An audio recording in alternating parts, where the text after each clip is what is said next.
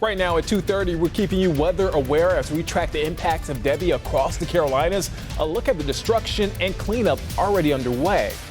Plus, Chief Meteorologist Brad Panovich breaks down how climate change is fueling the heavy rains we're seeing. And a warning for car buyers. Vehicles damaged by today's heavy rains and flash flooding may end up at a lot near you. What to look out for? Thank you for joining us here at 2:30. I'm Nick Sturdivant. Today, we are keeping you weather aware as Tropical Storm Debby continues to impact our area. Turning out to the forecast. But before we get to meteorologist KJ Jacobs, let's take a look outside. This is a live look over uptown Charlotte. We've been under flash flood warnings all day. Meteorologist KJ Jacobs joins us now. And KJ, what do people need to know at this exact minute? Well, Nick, we're certainly seeing rising water across the area. We're being heavily impacted by Debby right now. And Sugar Creek at Arrowwood Road approaching major flood stage. Be mindful that these creeks and rivers around town are certainly being inundated. They are rising and certainly impeding on nearby neighborhoods, some nearby streets and roads. So just know that if there's a road that you are approaching this afternoon and evening, that you certainly want to turn around. Do not cross over a road that is covered with water, because you do not know the depth of that water, especially with the ongoing rain happening right now. And we're certainly shattering records with the rain so far today, nearly 4 inches in Charlotte. This is the wettest day of the year and the wettest day since 2020. So yes, we're dealing with the rainfall and certainly continuing to break those records. So we will continue to be impacted by flooding rain for this afternoon. Those showers, they're letting up in intensity here and there, but just know that we're staying weather aware for today. So let's look at the flash flood warnings that are in effect for Lincoln County until 4 p.m. We also have flash flood warnings in effect for Rowan County until 4:30. And you can see it here. Gaston County will go until 5 p.m. And certainly dealing with, I think this is South Fork right there in Gaston County. So it's certainly impacting some areas nearby. And we have flash flood warnings in effect for numerous counties through Mecklenburg as well as Cabarrus County, all across the Piedmont for today. And we have flood alerts that will remain in effect until Friday morning. This is a flood watch that will remain in effect. Notice all of these counties from Iredell up into Catawba as well as Alexander, down through York and Chester counties, Lancaster, Union, and Anson counties, Stanley through Rowan and Cabarrus and Mecklenburg, even into Richmond and Chesterfield counties.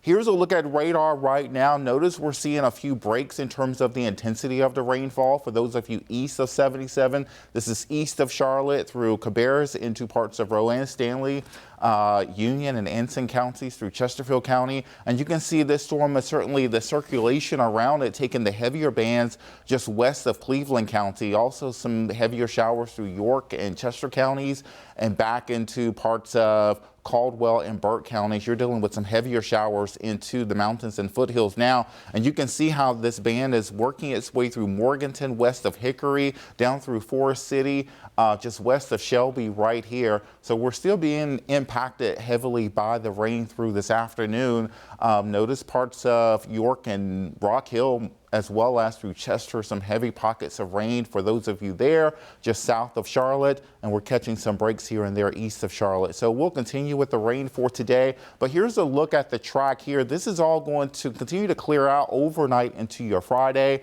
This storm is going to pick up some momentum. It will speed up some, and then it's going to race across land through the mid-Atlantic, that's the DC region, tonight into the day tomorrow, and then moving into New England by the start of the weekend. We'll have more on these impacts coming up in just a few minutes. Nick? All right, thank you for that update, KJ. Well, right now we're learning at least one person is dead after an overnight tornado ripped through Wilson County. A search and rescue team says it recovered a body from a collapsed home just a few hours ago. Deputies say 9 other homes were heavily damaged, as well as a middle school.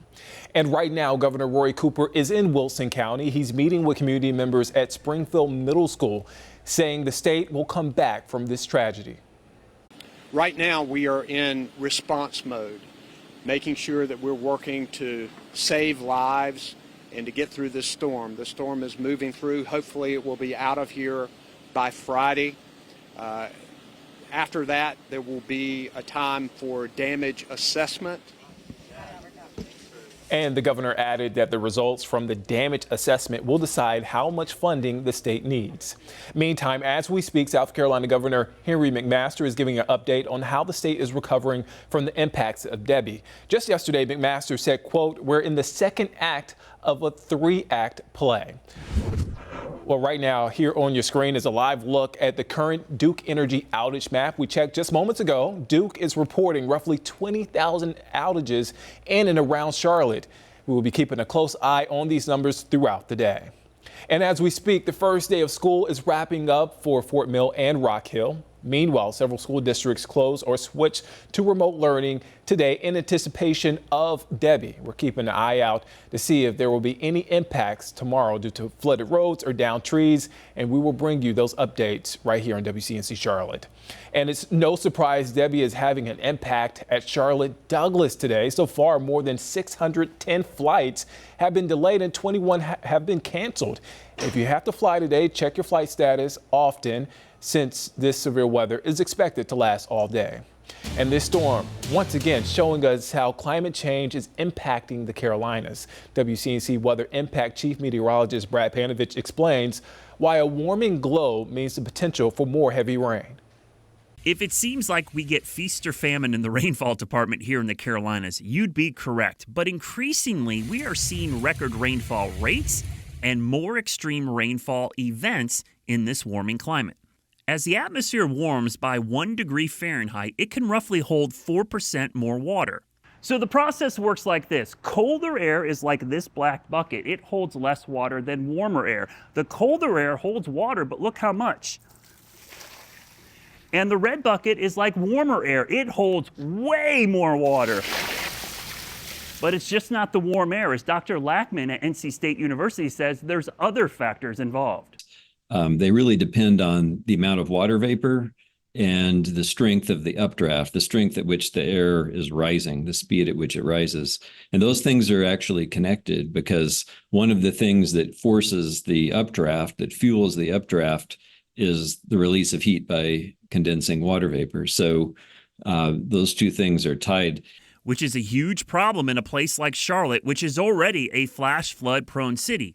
Now, our topography, our numerous creeks, along with our rapid growth and development, all leads to a lot of flash flooding. So when you couple all of that with a warming climate, our flash flood threat increases. But we are doing something about it in Charlotte. Charlotte-Mecklenburg Stormwater Services is the agency responsible for surface water here in the city and the county. We're improving infrastructure. You know, you have the old infrastructure with a pipe this big, when we're putting in pipes this big, to get that water to flow a lot better. In our creeks, that's natural infrastructure. That's Mother Nature's way of moving water. Well, we're making those wider, and so we're clearing out some of the debris. And then we're also trying to get houses out of the way.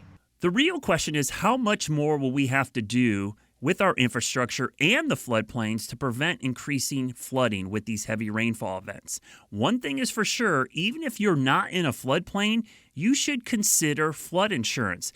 As one FEMA official said to me, if you live where it rains, you should consider flood insurance. For WCNC Charlotte, I'm Chief Meteorologist Brad Panovich. And the cars that are in floodwaters this week may end up for sale later this year. Vehicle history reports are supposed to alert you to any problems, but that's not always guaranteed. That's because flood damage is only covered by comprehensive coverage. So if the owner did not have it, there was no need to report it to the insurance company, and they can sell the car without telling anyone. Or here are some tips we found for making sure a car you buy is legit. First, see if there's any kind of moldy or musty smell. Then pop up the trim panel on the side of the door to check for rust. Also, look in the door pockets for dirt that settles in when water floods into the car and then dries up. It's smart to check the spare tire compartment for rust, dirt, or smells as well. Well, right now we're learning new information on the story we brought you just last week. A man is now behind bars in connection to a Mooresville house fire that killed 6 pets and hurt 2 firefighters. Investigators say Eric Cherry intentionally set the fire on Indian Springs Drive. Reports say Cherry broke into the home after a domestic dispute with his girlfriend. and that deputies at the scene overheard Cherry threatening the victim on the phone. No one was in the home at the time of the fire. Now back to our big story of the day. We're reminding you to stay weather aware today as Debby rolls through the Carolinas. Meteorologist KJ Jacobs has been tracking the impacts. And KJ, we're seeing a lot of flooded roads and downed trees across our area. That's exactly right, Nick. And it doesn't take much for any trees to be impacted, especially power lines as well, because of all the rain we had as of late. And even within the last 24 hours since midnight last night, we have nearly 4 inches in Charlotte, more than 4 inches in Wadesboro, and add just a brief wind gust, anywhere from 15 to 25 mile an hour wind gusts. That can certainly cause some of these weaker trees to topple over, to fall, some of the branches to come down, can certainly impact some of those power lines out there. So just know we're still being impacted by Debby as it slowly works its way across the Piedmont. This is going to be an all-day event, so we want to stay weather aware through today, and the impact is going to be flooding. We're looking at some of the creeks being inundated, certainly spilling over onto some of the nearby streets, so we're going to have to watch for these conditions because they could worsen before they get better. And we're also looking to stay weather aware. Of course, we got you covered right here at WCNC Charlotte. We have our app as well to give you that notification of some alerts in your neighborhood. Taking a look at the 2 p.m. advisory, we have Tropical Storm Debby. It still meets the criteria for a tropical storm, even over land right now, as there's a lot of tropical moisture to work with. The center of circulation is about 55 miles to our east and southeast, and we're sort of seeing it right over here where you can see this little spin happening just to our east and southeast, but we can certainly see where the bulk of the moisture is located right now, primarily to our west, and really pulling in a lot of this tropical moisture right around here. So we can certainly fill in the gaps, what appear to be gaps right now, but within this little section, there's still rain coming down, perhaps not as intense as what we're seeing back to the west of Charlotte, but we're certainly seeing widespread showers across the area. The intensity of the shower certainly vary from place to place, but the rain is still impacting all of us. In Lenore, we're getting some heavier showers between there and Hickory, also between there and Morganton at this time. And as we bring it down some, you can certainly see these showers are expanded through Forest City and through the Shelby area and covering Grover, up through York and McConnell's, dealing with some steady and heavier showers through Chester at this time into your afternoon. And we're seeing some lighter showers through Traysville, through Monroe, Wadesboro, Chesterfield, Heath Springs, and Mount Pisgah, Clear Creek, and even into the Charlotte area. Notice up through Statesville, Mooresville, you're getting some showers coming through Salisbury, also in Concord at this time. So widespread showers across the area. We're stacking up on the rainfall totals, and as the rain continues, that flood threat remains in place. That is our biggest impact with this system with Debby, is going to be the ongoing flooding across the area. And you can see the alerts are in place. We'll have a flood watch that will remain in effect through the overnight into your Friday morning. Now, let's talk about the wind. The wind with this system is not intense, but any wind gusts out there is certainly having an impact on the area. With the rainfall coupled with the wind, we can certainly see some debris flying around here and there. And certainly over time, when you sort of back up and take a step back, you can certainly see the impact as it chips away at the infrastructure. Let's walk through it now. This is Futurecast between now and 8 p.m. The rain, it may let up some, but I don't think we're going to be out of the woods into the early evening hours. The wind will gust anywhere from 15 to about 25, isolated wind gusts upwards to 30 miles an hour as it continues to pinwheel away from us through about 7 a.m. tomorrow morning. We'll have some cloud cover out there. The rain is going to diminish. We may have an isolated shower, but it will begin to dry up into your Friday. By 8 p.m. tomorrow, a passing shower cannot be ruled out, but we're looking at the impacts of Debby in terms of what's coming down will certainly begin to let up, but we could still have some areas inundated with high water. As we look now at the forecast track, notice as it continues to move through the mid-Atlantic through tonight, as well as moving into the New England region. This is something to keep in mind, because if you do have plans to travel for the weekend, your flights can certainly be impacted as this system is going to work up the East Coast through tonight into the day tomorrow, and then move into the New England region by the weekend.